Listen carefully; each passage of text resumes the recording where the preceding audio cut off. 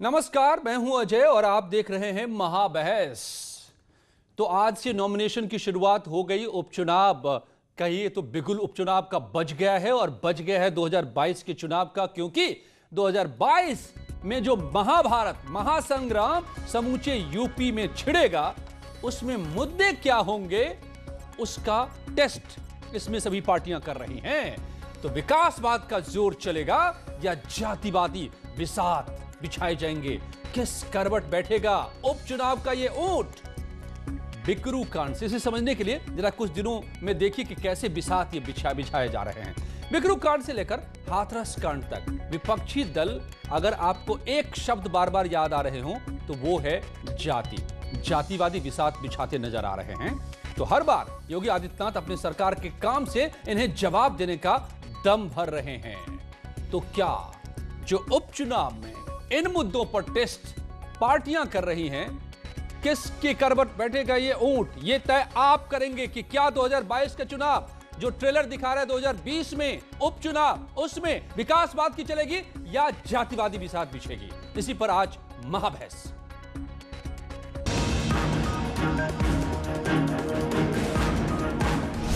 सात की बिसात पर शुरू शय और मार।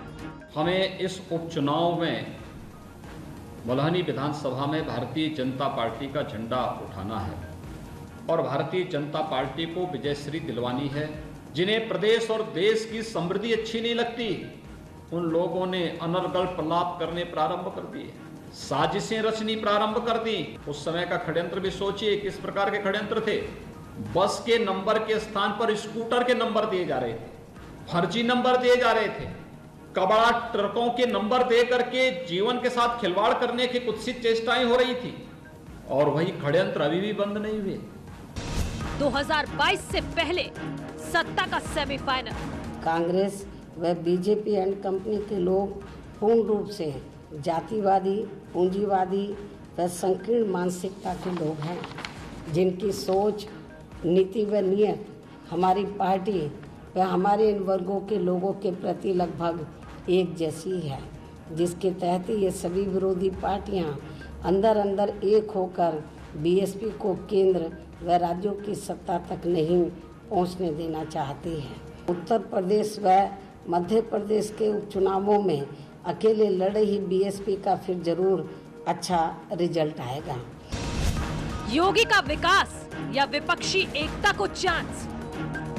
जिस तरह से अपराध बढ़ा है, जिस तरह से उत्तर प्रदेश में बेरोजगारी बढ़ी है, महंगाई बढ़ी है, किसानों पे अत्याचार बढ़ा है, महिलाओं पे अत्याचार बढ़ा है, कोरोना काल से लोगों की परेशानियां बढ़ी है, आने वाले उपचुनाव में जनता इस बार कमल के फूल को मुरझा देगी और समाजवादी की 22 साल की रफ्तार तेज होगी।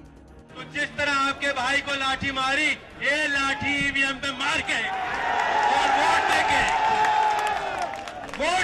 वोट का हिसाब लेके भारतीय जनता पार्टी को इनकी सत्ता से बाहर करके योगी जी की आंखें खोलने का काम करेंगे। 20 में 22 का ट्रेलर। 7 सीट पर उपचुनाव हो रहे हैं, लेकिन इतना बड़ा दंगल छिड़ा हुआ है बिकरू से लेकर हाथरस तक। ये आप देख रहे हैं पिछले कुछ दिनों से। दरअसल ये 2022 का ट्रेलर है। तो मुद्दा चलेगा कौन? हीरो वाजपेयी, बीजेपी के प्रवक्ता ओंकार नाथ सिंह, नेता कांग्रेस सतीश प्रकाश सिंह, दलित चिंतक शिव कुमार बेरिया, प्रवक्ता पीएसपीएल शिवम त्यागी, राजनीतिक विश्लेषक भावेश यादव, समाजवादी पार्टी समर्थक। आप सबका बहुत बहुत स्वागत है। ओंकार नाथ जी, आप ही से मैं शुरू करता हूं। बड़े दिनों से बड़ी राजनीति आपने देखी है, आप जुड़े हुए हैं क्या? मुझे दिख क्यों नहीं रहे आप? जी ओंकार नाथ जी, तो किस रास्ते इस बार ये ट्रेलर दिखाएंगे आप लोग उपचुनाव में? आपने तो उम्मीदवार भी घोषित कर दी, यहां तो बाजी मार ली आपने, बीजेपी से आगे निकल गए यहां पर आप। हम सब चीज में बाजी मारेंगे। अभी आप बात कर रहे थे विकास वर्सेस जाति, तो हम उसी विकास की बात करेंगे। ये कैसा विकास है कि 2018 में बेरोजगार, शिक्षित बेरोजगार जो थे वो 21 लाख थे, आज 34 लाख हो गए हैं। ये कैसा बेरोजगार है कि करोड़ों मजदूर असंगठित क्षेत्र में बेकार पड़े हुए हैं। ये कैसा रोजगार है कि महंगाई चरम सीमा पे पहुंच रही है। भी आप ही ने अपनी हेडलाइन में बताया कि सब्जियों के दाम आसमान छू रहे हैं। ये कैसा रोजगार है कि आए दिन लड़कियों का रेप हो रहा है, हत्या हो रही है, यहां तक सामूहिक पुलिस नरसंहार हो रहा है, आदिवासियों का सामूहिक नरसंहार हो रहा है, हर जगह हाहाकार मचा हुआ है। ये कैसा विकास है? नहीं हम यही ओंकारनाथ जी, सरकार से अगर पूछना आप चाहते हैं। आप इन मुद्दों पर चुनाव लड़ना चाह रहे हैं, आप टीवी डिबेट में तो इन मुद्दों की बात करते हैं, लेकिन आप पहुंच जाते हैं हाथरस दलित दलित चिल्लाते हुए, आप विक्रु कांड पर आप परशुराम की बात करने लगते हैं। नहीं। तो ऐसा लगता है कि आप जो है चुनाव में जातिवाद की हवा बहाना चाहते हैं। नहीं नहीं अजय जी, ऐसा नहीं। देखिए, हम हर जगह जाते हैं। उन्नाव में जब दलित चलिए, मैं आऊंगा दोबारा, लड़की की हत्या हुई आपके पास दोबारा और आऊंगा रेप मैं हुआ ओंकार था, जी। जिसमें वहाँ के एक मिनट में विधायक पहले मैं को सबको हटाया ले गया, लूं। वहां भी गए। ठीक है, हम हर जगह जाते हैं। ओके, मैं आऊंगा आपके पास दोबारा फिर से। सबके पास में एक मिनट के लिए जाना चाहता हूं। समाजवादी समर्थक मेरे साथ भावेश यादव जुड़े हुए हैं। भावेश यादव, तो योगी ललकार रहे हैं कि गए दिन माफियाओं के जातिवादी राजनीति अब नहीं चलेगी, जवाब दूंगा मैं सभी का अपने विकास से, अपने काम से। आज भी उन्होंने ललकारा है आपको। नहीं, उनके ललकारने से कुछ नहीं होगा। उत्तर प्रदेश की जनता उन्हें देख रही है। 3.5 साल आज उत्तर प्रदेश में हो चुके हैं, और उत्तर प्रदेश में जब से भारतीय जनता पार्टी की सरकार बनी है, मैं आपको बता देना चाहता हूं, यहाँ उत्तर प्रदेश में जो है बेरोजगार जिस तरीके से आज मतलब बढ़ रही है, बेरोजगारी बढ़ रही है, उत्तर प्रदेश में क्राइम जिस तरीके से बढ़ रहा है। आज मैं आपको बता दूं, गाजियाबाद में भारतीय जनता पार्टी के विधायक के हैं एक अजित पाल त्यागी, उनके मामा की हत्या कर दी गई। कुछ दिन पहले बागपत में एक इनके पूर्व जिलाध्यक्ष की हत्या कर दी गई। जिस तरीके से हाथरस में पूरे देश ने देखा किस तरीके से ये जो है एक रेप पीड़िता के जो है उसके दोषियों के साथ पूरे जिस तरीके से सरकार और उसकी पुलिस खड़ी हो गई। उससे पहले आपने कानपुर में देखा किस तरीके से वहां जो है पुलिस की हत्या हुई। और तमाम ऐसी घटना उत्तर प्रदेश के अंदर हुई। कानून व्यवस्था के नाम पर ये लोग विफल हो चुके हैं। उत्तर प्रदेश में भ्रष्टाचार की अगर मैं बात करूं तो भ्रष्टाचार में एक के बाद एक घोटाले उत्तर प्रदेश में हो रहे हैं।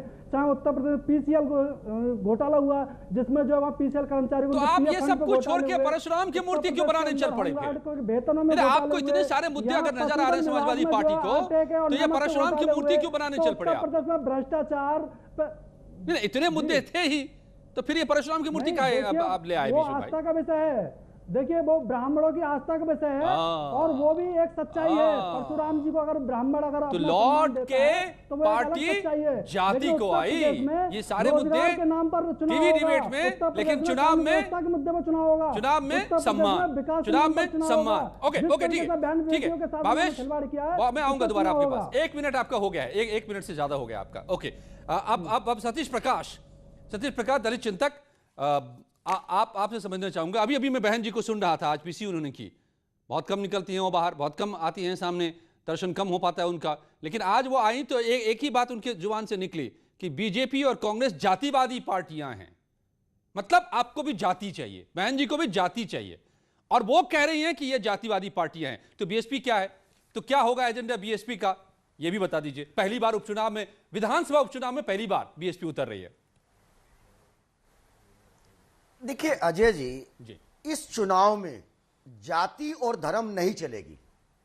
योगी जी की यही तो सब चलाना चाह रहे हैं।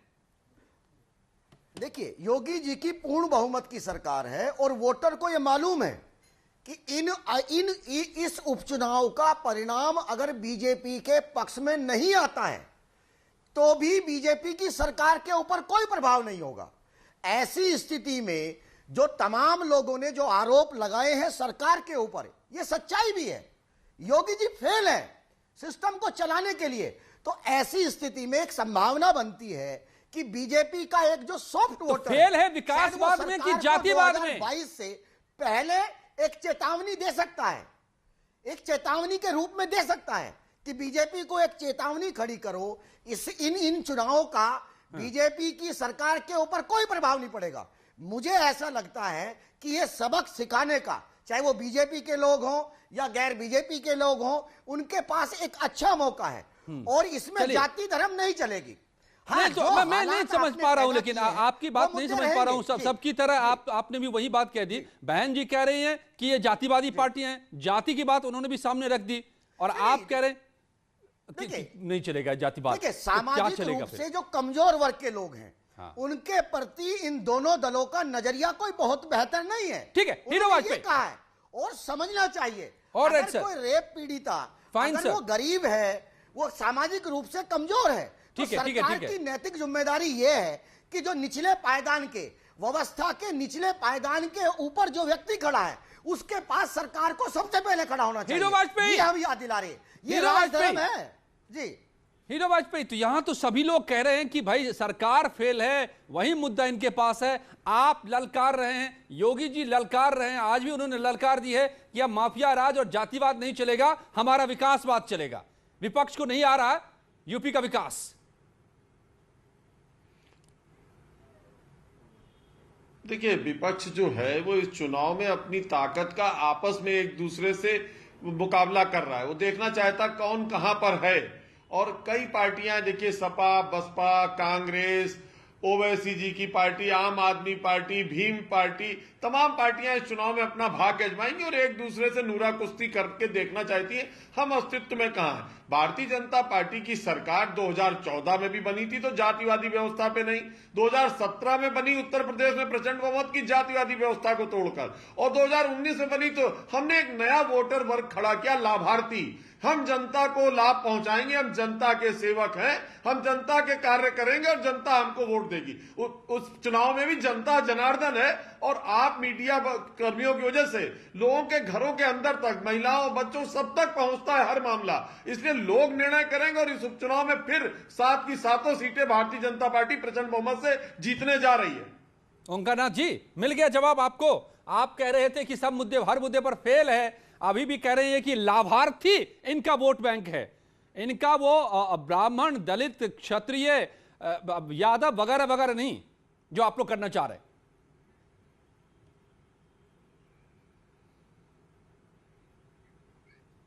एकदम धृतराष्ट्र की तरह से हो जाए तो हम उसको नहीं कुछ कह सकते हैं। हम आपके इस चैनल के माध्यम से उन मध्यावधि चुनाव जहां हो रहे हैं वहां की जनता से ये कहना चाहते हैं कि ये जो मध्यावधि चुनाव हो रहा है ये आपके लिए एक बहुत महत्वपूर्ण है। और महत्वपूर्ण इसलिए है कि आप सरकार के कामकाज पर अपना फैसला सुनाएं। अगर आपने आज फैसला नहीं सुनाया, अगर आज की व्यवस्था से आप संतुष्ट हैं तो निश्चित रूप से भाजपा को तो वोट दीजिए आप। लेकिन अगर जो आप लॉ एंड ऑर्डर से संतुष्ट नहीं हो, महंगाई से संतुष्ट नहीं हो, बेरोजगारी से संतुष्ट नहीं हो, अब और क्या कहते हैं, जो असंगठित क्षेत्र के मजदूर हैं उनसे रोजगार मिल रहा है उससे संतुष्ट न हो, तो इस सरकार को सबक सिखाइए ताकि ये सरकार जो 2 साल बीच के हैं उसमें कायदे से काम कर सके। अगर आपने इसका दिमाग नहीं ठीक किया तो निश्चित रूप से आने वाला समय और भयावह होगा और जो अभी 34 लाख बेरोजगार दिखाई पड़ रहे हैं वो 1 करोड़ हो जाएंगे।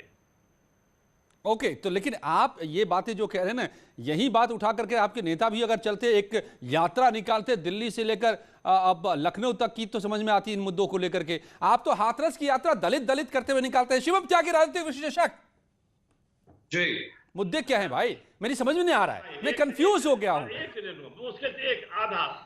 देखिए अजय जी, एक चीज बहुत साफ है, इस बार उत्तर प्रदेश का वोटर आप जो अनप्रेसिडेंटेड देखने वाले हैं वो ये कि जो हमने 2014 में देखा, 19 में देखा, अब जो इस उपचुनाव में आप देखने वाले हैं, जिन लोगों ने बिकरू कांड में विकास को पंडित देखा वो हारेंगे, जिन लोगों ने हाथरस में एक महिला के रेप में दलित देखा वो हारेंगे, जिस व्यक्ति ने एंटी-सीएए प्रोटेस्टर्स के ऊपर बम फोड़ते हुए लोगों की जाति देखी वो हारेंगे।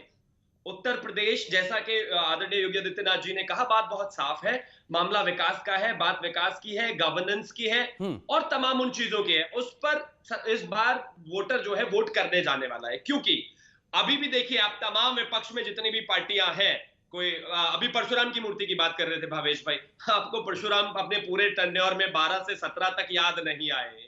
उत्तर प्रदेश का हाल क्या था आपने देखा है, एनसीआरबी का डेटा बताता है। मैं सिर्फ इतना कहना चाहता हूं कि वोट उसी पर ही होना चाहिए, जाति, धर्म, संप्रदाय, इन सब से ऊपर उठकर मेरी कॉन्स्टिट्यूएंसी में कितना काम हुआ है, क्या काम हुआ है, किसने किया है, कानून व्यवस्था क्या है, बड़े बड़े जो डॉन है उनके ऊपर कार्रवाई हो रही है कि नहीं, हाँ रेप एक बड़ी समस्या है उसका निवारण हो रहा है कि नहीं, उसके ऊपर पुलिस का क्या एक्शन है, इन तमाम चीजों पर वोटिंग होना चाहिए। बहुत बड़ा प्रदेश है और हिंदुस्तान की जनसंख्या में बहुत बड़ा कंट्रीब्यूशन है।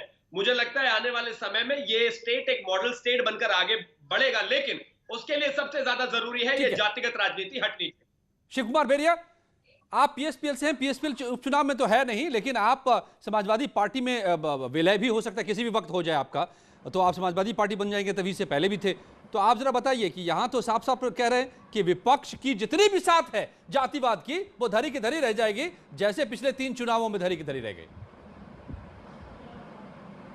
देखिए, समाजवादी आंदोलन का इतिहास कभी जातिवादी नहीं रहा, और राज का धर्म जो होता है वो जाति और धर्म से राज्य नहीं चलता, राज्य संविधान से चलता है। और संविधान के तहत जो भी गरीब लोग हैं, समाजवादी आंदोलन का इतिहास रहा है, पूरा इतिहास 52 के बाद पढ़ लीजिए। समाजवादी आंदोलन का इतिहास रहा है कि हमने कभी जाति की बात नहीं किया, हमने कभी धर्म की बात नहीं किया। धर्म व्यक्तिगत निष्ठा का प्रश्न होता है, धर्म से राज नहीं चलता, राज का धर्म कोई नहीं होता, राज का संविधान होता है। तो हमारा चूंकि लोकतांत्रिक देश है और हम जो राज का काम काज है वो बाबा साहब भीमराव के बनाए हुए संविधान से चलाना चाहते हैं। ये जो लोग जाति और धर्म पर बहस कर रहे हैं, इनका मन मस्तिष्क स्वयं खराब है। ये जो जितना जाति के खिलाफ कहते हैं कि हम काम नहीं कर रहे हैं। ठीक है, आप कह रहे हैं कि आप समाजवादी आंदोलन ने कभी जाति को नहीं देखा, इसका भी जवाब दीजिए कि जब जब सरकार बनी है आपकी तथाकथित समाजवादी आंदोलन के जरिए समाजवादी सरकार, तो थानेदार से लेकर के और हर जगह पर एक ही जाति के लोग क्यों नजर आने लगते हैं? बहरहाल जवाब हीरो वाजपेयी आपका। आप आज क्या हो रहा है? देखिए, ये सारी बातें कहने और करने में अंतर है। उत्तर प्रदेश में आपने देखा कि योगी आदित्यनाथ जी ने जो एक मॉडल खड़ा किया और जो विकास का मॉडल खड़ा किया, कि जो आपने देखा यहाँ भय मुक्त वातावरण हो गया, निवेश आने लगा है ना, और माफिया डान जो बरसों से अकूत संपत्ति इसी समाजवादी विचार के थ्रू कमाई थी, जिस समाजवाद का ये उदाहरण दे रहे हैं, उसी समाजवाद के सब पोषक रहे मुख्तार अंसारी, जिनकी संपत्ति अरबों रुपए की तोड़ी जा रही है। समाजवाद किसको कहते हैं? मुझे तो लग ही नहीं रहा कि गरीबों का समाजवाद था, इनकी सरकार में माफियाओं का समाजवाद था। आज उसको ध्वस्त कर रहे हैं योगी आदित्यनाथ जी, और उसी से बौखलाई हुई है ये सब पार्टियां। शिव कुमार बेड़िया जी, मैं ये कह रहा हूं कि आप पहले जो चिल्लाने से काम नहीं चलेगा, आप मुद्दों पर बहस करिए। समाजवादी पार्टी एक मुद्दा हीरो वाजपेयी जी ने उठाया तो कि आप कह रहे हैं कि आप में जातिवाद अपराध नहीं रहा, तो ये अतीक अहमद, मुख्तार अंसारी ज्यादा है कि तब ज्यादा था। ऐसे लोग जो पूरे सूबे को माफियावाद में किसने धकेल दिया? नहीं, ये जो माफिया डान है, ये बता दीजिए किसी भी अपराधी की सरकार में पले पोसे पड़े, किसी भी अपराधी आज किसी भी अपराधी की मदद ने अरबों रुपए की जमीन पे कब्जा कर लिया, आप भी समाजवाद है। अगर इसको समाजवाद कहते हैं तो समाजवाद की परिभाषा लोग बाद में कर लेंगे। आजम खां पर बहस नहीं है, आप चीखिए मत, आप चीखिए मत, बात सुनिए। अरे समाजवाद, बहस आजम खां पर बाद में कर लीजिए। इसी को ये बहस समाजवाद पर है, ये बहस समाजवाद पर है। तो समाजवादी आंदोलन का इतिहास बहुत उज्जवल रहा है। देखिए, बहस समाजवाद का नहीं है, उपचुनाव पर है, और उपचुनाव के मुद्दों पर है, एजेंडे पर है। हमारी ये सारे हमारी पार्टी के जो हमारा कार्यकाल रहा है, उस समय आप अखिलेश जी के काम देखिए, उस समय आप शिवपाल जी के काम देखिए। इतने पुल, इतनी सड़कें, इतने तालाब, इतनी नहरों की खुदाई। आजम खां के भी काम देखिए, आजम खां मिनिस्टर थे, आपकी सरकार में मिनिस्टर थे आजम खां। आजम खां पर आप क्यों बहस को, आपके पास कोई बहस का मुद्दा नहीं है, आप आजम खां पे आ गए। ये बहस आजम खां पे नहीं होगी। ओके, ओंकार ये परिवारवाद की लड़ाई है। शिवपाल जी और अखिलेश जी क्यों अलग अलग हो गए? ओके, ओंकारनाथ सिंह, क्या अगर ऐसा नहीं है, अगर ऐसा नहीं है, वो नहीं, सुन लीजिए, वो देश रहा है, ये बुलडोजर जो रोज चलते नजर आ रहे हैं मुझे हर रोज। सुनिए बेरिया साहब, अरे बेरिया साहब सुन लीजिए, भावेश आप भी, हर रोज बुलडोजर की खबरें एक सेगमेंट अलग से बनाना पड़ता है हमें। इतनी खबरें आती है, इतनी इमारतें गिरती है। आज भी नोटिस चस्पा किया गया है मऊ में, होटल पर, गजल होटल पे, मुख्तार अंसारी साहब का वो बेटे का और पत्नी का। क्यों? ये किसने खड़े किए भाई? हाँ, मैं बता रहा हूं जी, भाई, मैं बता आप तो सब जानते हैं। तो लीजिए जी, बात ये है, हाँ, अगर आप हमको एक बात बताइए, ये मुख्तार अंसारी के खिलाफ कर रहे हैं, उनकी बिल्डिंग गिरा रहे हैं, अच्छा काम कर रहे हैं, हमें कोई इससे आपत्ति नहीं है। किसी की भी बिल्डिंग गिराए, इनको खड़ा किसने किया? कौन सी राजनीति ने खड़ा किया इनको? काम करके कर रहे हैं। सुन ओंकार जी, सवाल ये लीजिए पहले बात, किस राजनीति ने ये पैदा किया? हाशिए पे तो इन्होंने तो नहीं खड़ा किया। ये बात तो पक्की है कि कांग्रेस ने नहीं खड़ा किया, इसकी पोषक यहाँ की परिवारवादी पार्टियां हैं। हीरो भाई, नहीं, ये बोल पाएंगे क्या ओंकार जी? मैं यही तो चाहता हूं कि वो बताएं, वो स्वीकार करें कि जनता का उपचुनाव का और चुनाव का एजेंडा क्या हो। जो भी जनता के बीच में चुनकर के आएंगे उन पर परिवारवाद का ठप्पा नहीं लगता। परिवारवाद का ठप्पा उन पर लगता है जो पिछले दरवाजे से गिराने से पिछले 9 महीने में कोई भी नेता 40 लड़कियों का रेप हुआ, बलात्कार हुआ, उनकी हत्या हुई, नाबालिग लड़कियों की। प्रगतिशील समाजवादी पार्टी अभी तो कोई चुनाव हुआ नहीं, अब आगे चुनाव होगा। तो यहाँ कांड की आड़ में चुनावी जमीन चल रहा है और वो चुनावी जमीन 31 साल से आप खोज रहे हैं और आप वहां तक नहीं पहुंच पा रहे। जनता के मुद्दों से सरोकार रखिए। बेटी बेटी है चाहे किसी की हो, ये दलित की बेटी का बलात्कार और इसका सब जगह जाइए, जहाँ बलात्कार हो गलत है, किसी का भी हो अक्षम्य है, पर इसको जाति के चश्मे से देखना बंद कर दीजिए। सुन लीजिए, हम जात के चश्मे से नहीं देख रहे हैं। अरे भाई, राजस्थान को नहीं जाते, आपके राहुल गांधी प्रियंका गांधी राजस्थान को नहीं गए, इसी महीने बलात्कार हुए। सतीश प्रकाश, आप क्या नहीं गए? उत्तर प्रदेश में आप राजनीतिक जमीन कांड की आड़ में खोज रहे हैं, उसमें आप फिर फेल हुए। आपको बता रहे, सुने दो मेरे भाई, बात तो सुन लीजिए। आप फिर फेल हो गए, वहाँ पर तमाम चेहरे उजागर हो गए, तमाम स्टोरी हाथरस की सामने आ गई। आप राजस्थान की बात राजस्थान से कीजिए, खाली सत्ता की मलाई चाह रहे हैं, आप तो नहीं जा रहे। आप यहाँ पे राहुल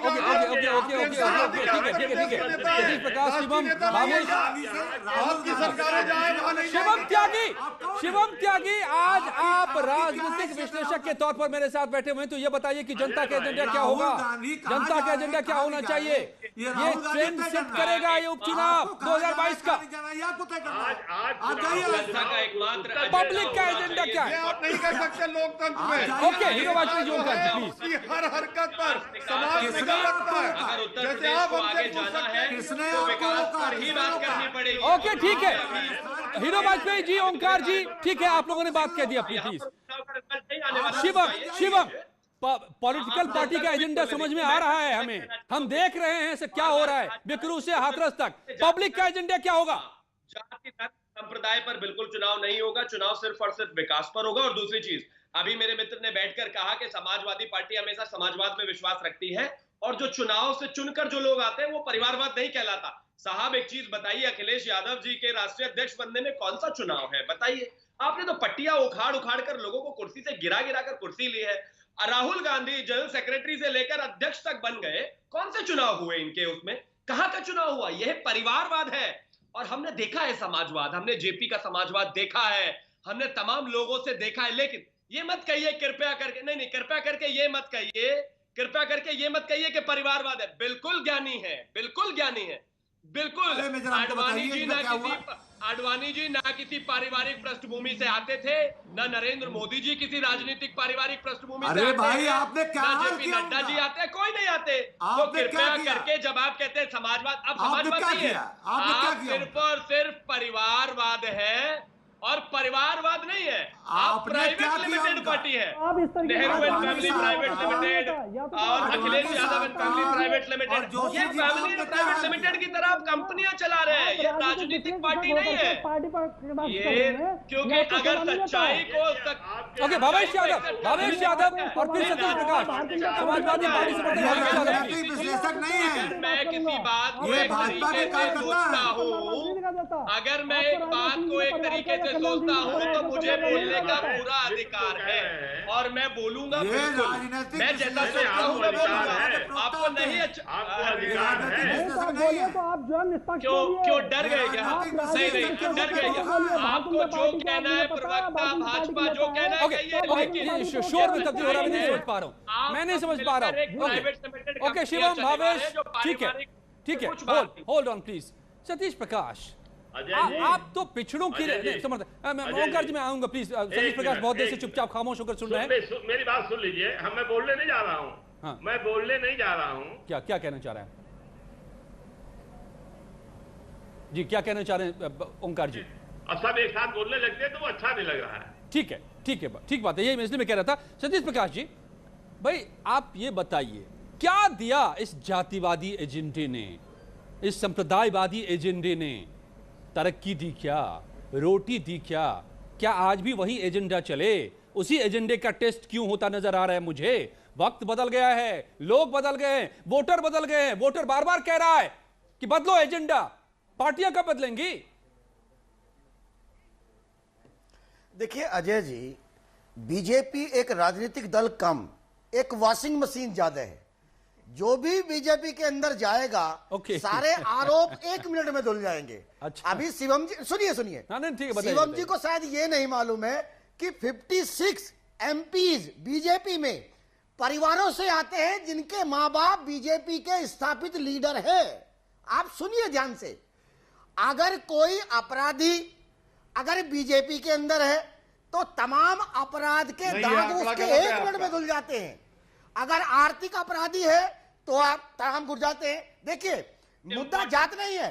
अगर नरेंद्र मोदी जी चुनाव सभा में डिक्लेयर करते हैं कि मैं पिछड़ा हूं तो वो जातिवादी नहीं है। तो भैया आप ये बताइए, भाजपा विरोधी चिंतक है।